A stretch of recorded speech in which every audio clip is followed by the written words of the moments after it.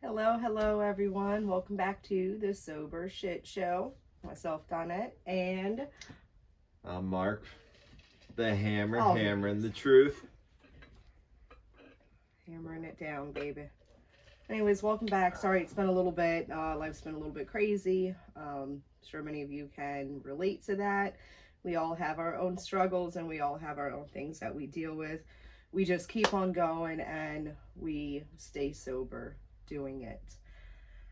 So I think it's pretty appropriate we talk about relationships and sobriety. Fun times. See how this goes. No, but obviously we're a married couple and we're doing our journey together. And I'm going to say and this is all about us right now. It's all about us. But we're going to speak from our own experience and what helps us, and it doesn't necessarily help everyone. But we started dating very early on in our recovery. We didn't know each other. We actually knew each other when we were a hot drunken mess. And then separately in our own life, we got sober, and then we reconnected as friends, and then the history is here. But it was rough. It was beautiful and there was a lot of stuff, but we were learning ourselves, and we're also trying to love ourselves, love each other. And and there's already difficulties in relationships, but I think when you throw that sobriety part into it, you guys have to come to definitely common ground.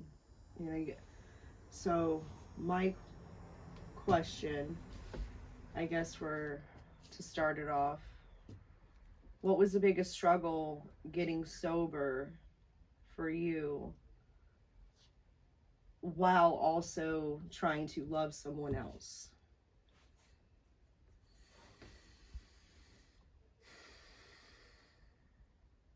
I guess it would be putting up with shit. It's a lot of shit to put up with. Because before it was the simplest, hardest thing. Your significant other pisses you off, you go take a few more drinks, it either fixes it, you forget about it, it doesn't matter, and you move on, or it causes 10 times the amount of problems, issues, fights, arguments, regrets, remorse, everything underneath the sun. But when you're constantly drinking, that's all you know, or using drugs, whatever it is to mask that and not give two shits, when you're sober, you don't have anything to hide behind. You have to put up with it, figure it out, and it's the yelling and the arguments cut a bit deeper when your blood isn't all thinned out from being all liquored up. Yeah, I mean, yeah, because you feel the emotions and shit, and that's, hey, congratulations on your, sobriety, you got your feelings back. And Yay, feelings! You got your feelings back. I think the other side of that, though, at least for us, and I know we both work hard in this because of our history with relationships and toxicity, we don't disrespect each other. No. You get some liquor in me, fuck you, you motherfucking piece of shit. Like, I mean, the words just are endless. But sober arguing, and if this is something that maybe you're thinking, you're watching like, holy shit, me and my significant other, we still, we cuss each other out. Even a simple, go fuck yourself. We don't do that. And it's not easy sometimes. Love them, but we have these habits, we have these ways of speaking for so long, and also we have our ways of backing ourselves in a corner. I think for me that's what it is not really the backing myself in a corner, but I know I have to be patient with myself, but I think it was really hard being patient with somebody else as well. Because you're like, well, why are you doing this? Why aren't you doing this? And it's like, wait, hold on. I think really empathy goes in huge because you have to understand where the other person came from. Also, in the sense of sobriety, we have to understand what our sobriety is worth to each other. You know, if we start getting really at each other and, you know, whatever the day is, and by the end of the day, or whatever the situation, we both are very aware that no matter what petty shit in the bigger scheme of life we're going through, we pick up that bottle, you know, the damage. It's not petty anymore. No, and the damage that can be done in even just one night, much less, you know, weeks, months, whatever, you know, that looks like for either a relapse or if you're drinking and you're a little curious about getting sober. You know, it's not always easy. I just kind of lost my train of thought with everything. Kind of got a little flashback of stuff, but you know, it is, you know, picking up the bottle. Like there's nothing that in any given situation, you know, finances are piling up. We're, you know, trying to do this, trying to pay that. Our son, you know, we just started our TikTok, the Sober Shit Show, kind of more of a documentary on him and kind of our daily life. It's still brand new. Please check it out, subscribe. But kind of our journey with that alone, because parenting is hard sober, but parenting a special needs child, and there's a lot of you out there with special needs children. There's a lot of parents that numb because of that, and I fucking get it wholeheartedly. But picking up that bottle, just there's nothing it's gonna make better. It's funny you say the damage it can do in one day. I've seen the damage we can do to each other in 1 hour of drinking. So Yeah. Like she said, this is us. Yeah. Y'all might be better, y'all might be worse, who knows? But when shit goes down, there's 1 hour, 1 minute, one sentence that's all it takes for you to say, and that's months and years and weeks of fixing and working on. So just remember that. You think you got a lot of shit on your plate right now? Throw in a relapse, catch a couple arguments, and go get a bigger bottle because it's been a rough day. And then let me know how much you got on your plate. Yeah, because seriously. you'll be carrying a whole tray full of shit after that. Yeah. At least that's us. Yeah. Well, you know, and I think that our relapse is going to be a whole nother show. But Absolutely. With that being said, so we got sober together. Life got a little bit hectic, and we tricked ourselves into thinking that we would be able to drink together. That did not work out well. Again, we'll get more into that as we go. However, the last time that we drank, May 2nd, 2021, we made a couple drinks. We went out back. The kids were playing in the pool, and within not even an hour of those drinks being in our cup and us drinking, we started at each other's throat. Prior to this, we didn't argue. You know, we might get in our feelings a little bit, but we never argued.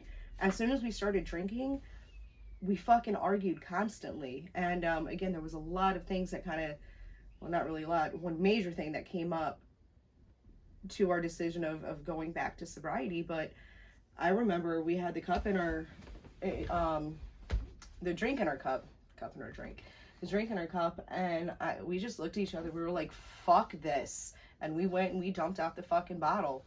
And, you know, some days it's hard. Some days there's fucking days that, holy shit, just I don't want to feel this. I don't want to fucking feel it, you know. But I think when we realize that it's all in here, it's all the feelings, you know, and we logically think through what is going to happen, not even just to us, but what's going to happen to our relationship.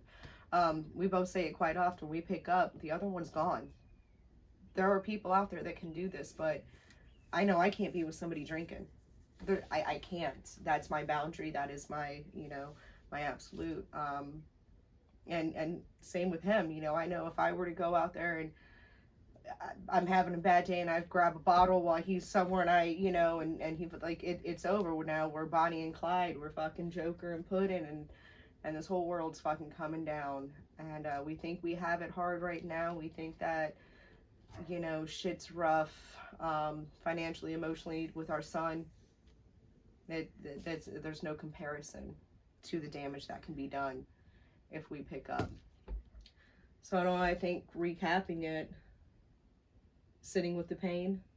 Yeah. Sitting with the pain. Absolutely. You know, and it's not even the pain per se. Sometimes it's that uncomfortableness because we're not used to. Also, communication. Yeah. Communication. And letting the other one talk. You know, there's so many times that, do you want a response or do you just want to listen? And we kind of got away from that recently, but we did good with that for a while, you know, and I think that really helps because sometimes you just want to vent to your significant other. Sometimes you just want to speak about what you're feeling, and he wants to fix everything right away. So I think learning to sometimes just, you know, hear each other. I'm not calling you out, I swear. You're great at fixing things. It's okay, Kettle. Hello, my name's Kettle. Hello, Pop. No, but seriously, whatever. I mean, you know, we're not fucking perfect. So what's yours? The respect. The respect? The respect. I think you need to work so hard and maintaining that respect for one another. And I don't mean working hard like it's a hard thing to do. And well, I mean, it is. Again, I know for me, I mean, for as long as I can remember the relationships I was in, there was nothing but cussing out and disrespect, and they were not good, they were not healthy, and they did a lot of damage. So now as a sober adult with somebody that I absolutely love and I respect and, you know, want to go forward with, I have to change some of the things that I've known for so long. And you know, and again, being able to see each other for who we are and know that we each have our own thing. Absolutely. I'm not doing it. We ain't got our tissues yet. Nope. No, but you know, we're gonna keep these a little bit short. Listen, I know it's kind of rough watching something 20-30 minutes. Above that, I can barely watch a show these days. So please subscribe to our channel, message us or comment on here any questions you may have. Maybe you're struggling in a situation, maybe you're thriving. Let us know what's working for you guys, you know, or if you have questions, advice. Again, we're far from fucking professionals. We're just two fucked up alcoholics trying to make it in this crazy fucking world. Yeah. If you want to ask us anything, as you see, we're recording this for y'all. Yeah. We're open books, open screens, open laptops, whatever you want to call it, whatever the kids are doing these days. Apparently not throwing their hands up. We'll get to that another time. Just ask us anything you want. Let us know. Shoot us something so we know that you're alive and kicking and doing well. And you know, just for today, man. Just for today, stay sober. Use gratitude. I haven't talked about gratitude too much. I'm not gonna get too much, but also gratitude with each other. You know, we might be able to, oh, well, they don't do this, they don't do that. Okay, but what do they do? And listen, if you do have a partner that doesn't fucking help you, teamwork.